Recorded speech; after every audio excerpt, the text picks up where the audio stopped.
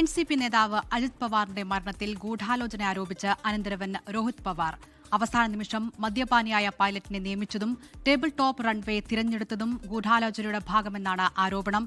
കിഴക്കൻ വിദർഭയിലെ ഒരു നേതാവാണ് മരാമതി യാത്ര 30-ാം തീയതിയിലേക്ക് മാറ്റിയത് എന്നുകൂടി രോഹിത് പവാർ വെളിപ്പെടുത്തി.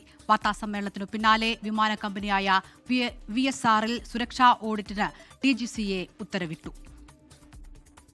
അക്കമിട്ട സംശയങ്ങളാണ് ഗൂഢാലോചന ആരോപിക്കാൻ രോഹിത് പവാർ മുന്നോട്ട് വെച്ചത്. വിമാനം 1 മണിക്കൂറോളം വൈകിയാണ് മുംബൈയിൽ നിന്ന് പുറപ്പെട്ടത്. ഈ സമയം നേരത്തെ നിശ്ചയിച്ച 2 പൈലറ്റുമാരെയും മാറ്റി.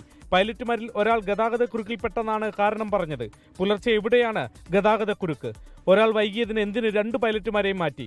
മാറി വന്ന പൈലറ്റ് സുമിത് കപൂർ മദ്യപിച്ച് വിമാനം പറത്തിയതിന് വിലക്ക് നേരിട്ടയാളാണ്. കടുത്ത മദ്യപാനി എന്ന് തെളിയിക്കുന്ന വിമാന കമ്പനിയുടെ വാട്സ്ആപ്പ് ഗ്രൂപ്പ് ചാറ്റും രോഹിത് പവാർ പങ്കുവച്ചു.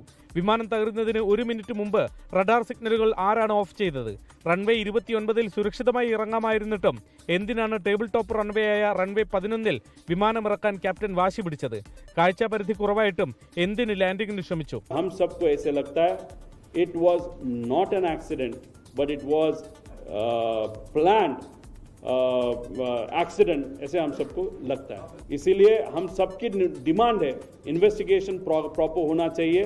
CID के माध्यम से इन्वेस्टिगेशन चलना है तो चलने दो, लेकिन it is not the right authority to do the investigation. അവസാന 4 മിനിറ്റിൽ സഹ പൈലറ്റ് മാത്രമാണ് എന്തെങ്കിലും സംസാരിക്കുന്നത്.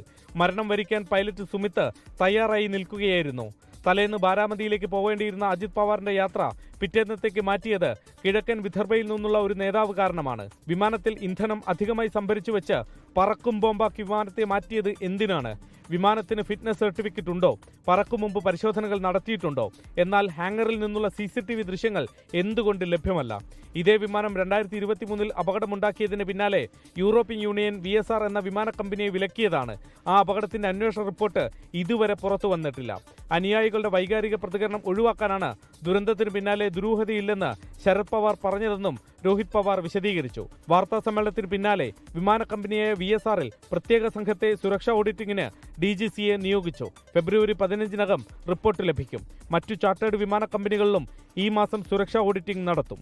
ബാരാമതി ദുരന്തത്തിന് പിന്നിലെ സത്യാവസ്ഥ പുറത്തു കൊണ്ടുവരാൻ അന്താരാഷ്ട്ര ഏജൻസികളുടെ സാന്നിധ്യത്തിലുള്ള അന്വേഷണം വേണമെന്നതാണ് രോഹിത് പവാർ ആവശ്യപ്പെടുന്നത്. മുംബൈയിലെ YB ചവാൻ സെന്ററിൽ നിന്നും വരുൺ വടശ്ശേരിക്കരയ്ക്കൊപ്പം ശ്രീനാഥ് ചന്ദ്രൻ, 24. ലോകത്തെവിടെയായാലും ഏത് സമയത്തും 24 വാർത്തകളും ഓഗ്മെന്റഡ് റിയാലിറ്റി പാക്കേജുകളും എക്സ്പ്ലെയിനറുകളും വിശദമായി കാണാൻ ഞങ്ങളുടെ YouTube ചാനൽ നിങ്ങൾക്ക് സബ്സ്ക്രൈബ് ചെയ്യാം.